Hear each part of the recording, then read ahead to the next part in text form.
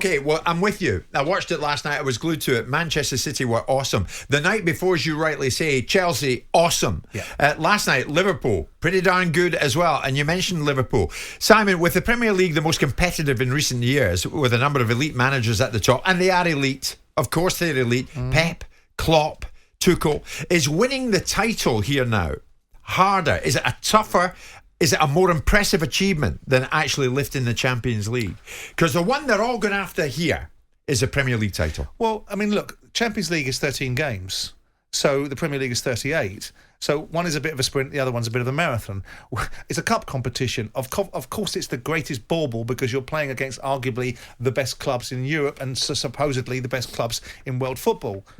But the Premier League, to me, is the elite league, is the league now that's beginning to not just be the financial powerhouse, because we're very introspective in this country. We say, our league is the best, and people regularly argue against it. But we're now getting to a level of technical proficiency where it's becoming difficult to argue that we aren't just the most financially powerful league, that technically the sides, even at the bottom of the division, I've got a technical competency that the Premier League hasn't seen before. Yeah. And you look at the sides like Man City, you look at the sides like Liverpool, it is no surprise that most of these sides are littered with continental players and continental management, but we have them in our league. So I have to answer your question, which is winning the Premier League. If you ask most domestic managers, or most of the managers that manage the elite clubs, they know that the stock in trade, the blueprint is the winning of the domestic league.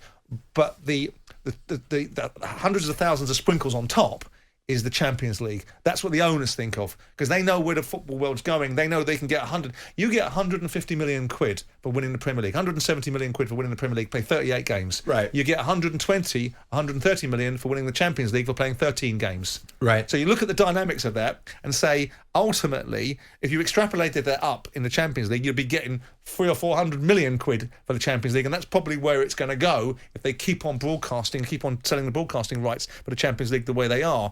So financially, economically, and probably for a bit of snobbery, the Champions League makes you an elite manager in the eyes of people that possibly don't really understand the dynamics of how football's held together.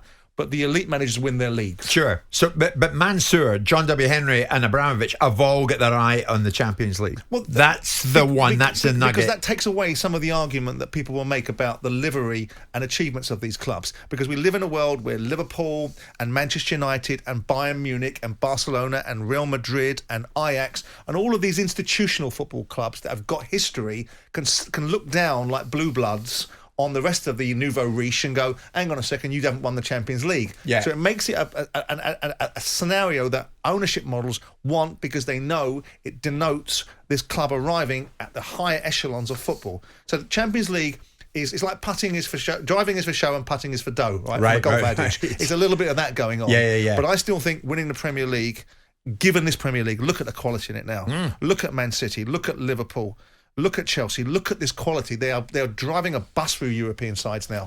Yeah, they are. Actually, I was really sorry to read about Ben Chilwell as well, incidentally. You've seen that. He could be out for the season. We haven't got that confirmed yet.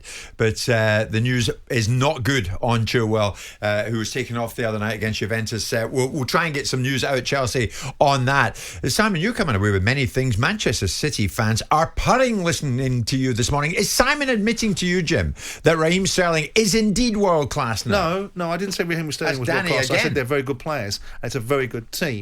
The argument that Trevor puts forward as Raheem Sterling being world class is still one I question. But that doesn't mean that he's not a very good player, because clearly he's a very good player. And Manchester City is I said team.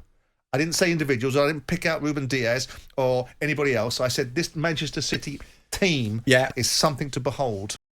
Jim White and Simon Jordan, Monday to Thursday morning, 10 till 1. On AM, on DAB, via the talkSPORT app and on your smart speaker. talkSPORT.